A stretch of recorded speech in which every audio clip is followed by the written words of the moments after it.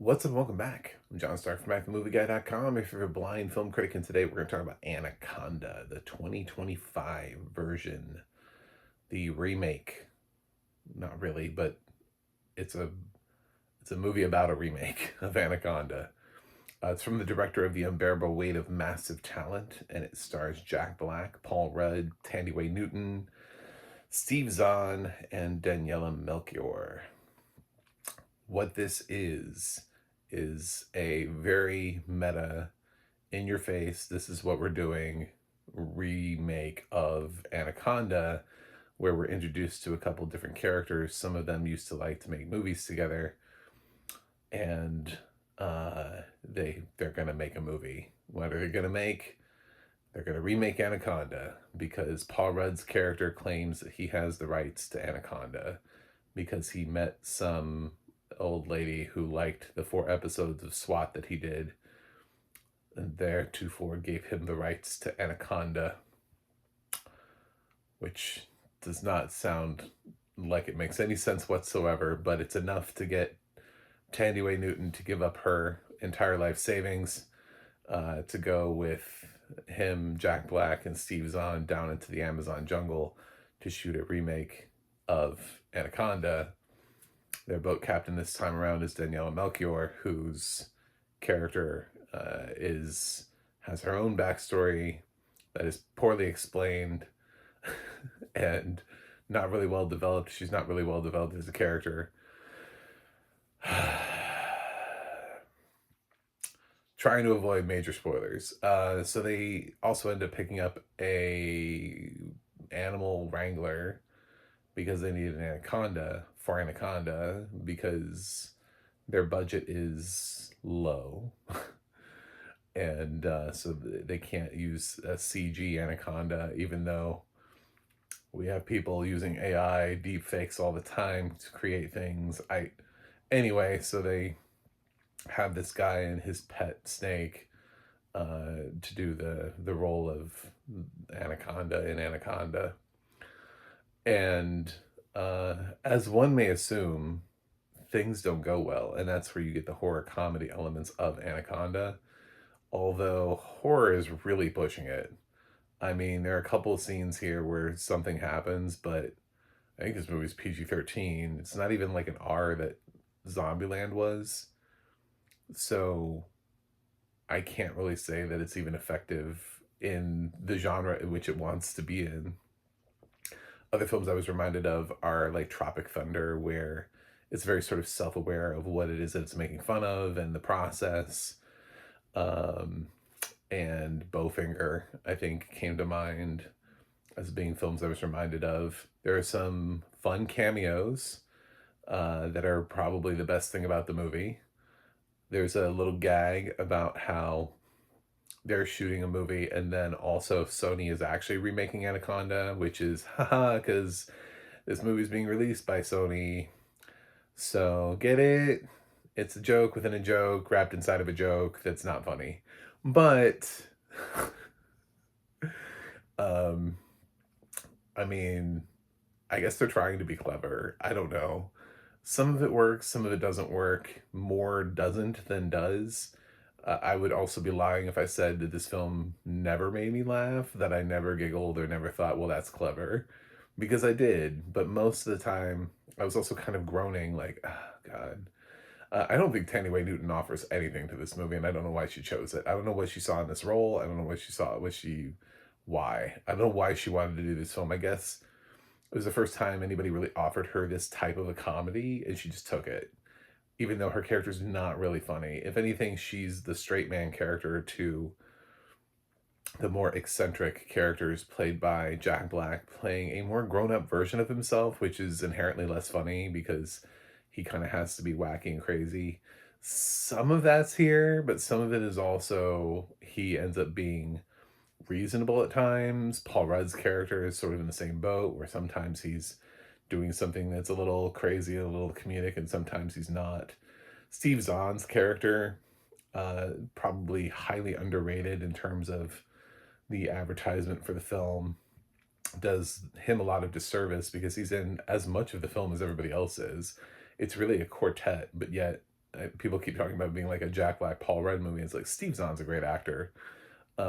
He's trying to do something with his role similar to kind of things he's done in the past. So it's a very Steve Zahn comedy type performance. I didn't hate it. Um, so it just didn't work. Like overall, the film certainly is not a horror movie. Um, it has maybe a couple moments that are horror adjacent in a PG-13 type of way, but not in a way where people in the horror community are going to be like, ooh, let's claim Anaconda and let's bring that into the fold as being one of the great horror comedies of our generation. So I I think it just kind of lands flat. The idea that Jack Black is wanted to be a director. We see this film that he directed at the beginning when they were kids that sort of is catalyst for all of this, and he wants to direct wedding videos, and he's like, "This is gonna be a great horror movie," and the guy's like, "It's a wedding video, not a horror movie." So, um, I mean, some of the jokes are, eh, so and then they just don't give Thandiwe anything to do. Like I wanted her to have like a moment where she actually got to be funny, like legitimately funny, or at least give her things that are written to be funny. I guess that she's not as amazing at physical comedy as the others are. Fine, then write her better, but she's just sort of here. It's the best way to describe her. She's present and accounted for. It's not a bad performance, it's just a nothing performance. It's a performance that when you look at the career that Thandiwe's had, you just wonder why. What about this film? Why this role? Um, and I just don't have an answer for that. But the cameos are cool. I'm glad that people were willing to pop up into this film to offer some fun cameos. I don't really have much more to offer than this. I just don't think the film has that much to offer. I'm gonna go rotten on this. I thought the audio description was fine. Um, Even on that, I don't know that there was a standout moment of audio description where I was like, "Ooh, that was really cool."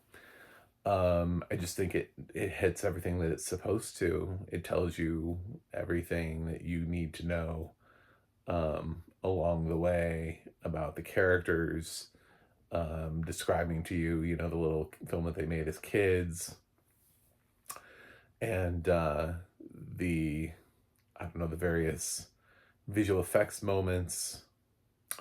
There was a moment where they described the snake's personality, which I thought was a bit of an overreach. The anaconda that's chasing them, sort of like it had like a smirk on its face, like it knew, like, aha, I've got you. And I'm like, does it have a smirk on it? Does it really have a fucking snake? Maybe it does. Maybe they gave it some sort of like cartoonish grin, like, look at me, I'm a snake. Like, I don't know. But who cares? Um, I just I don't want to ruin the cameos because this is by far the best thing and the most unexpected thing in the movie. And make sure to not turn the movie off immediately because there's a second one. They do the dumb thing, which doesn't work as well on. It's a gamble when you do it on films where it's not based on a true story, and we're doing that like where are they now thing, like so and so went on to do this, so and so went on to do this, and it's like these aren't real people. They didn't go on to do anything. So you really have to, like, if your film works, then it's funny. Then it's like, oh, cool, this fake character went on to live his dreams. Excellent. If the film's not really working, then it's just sort of tedious. So make sure you get both cameos, I would say.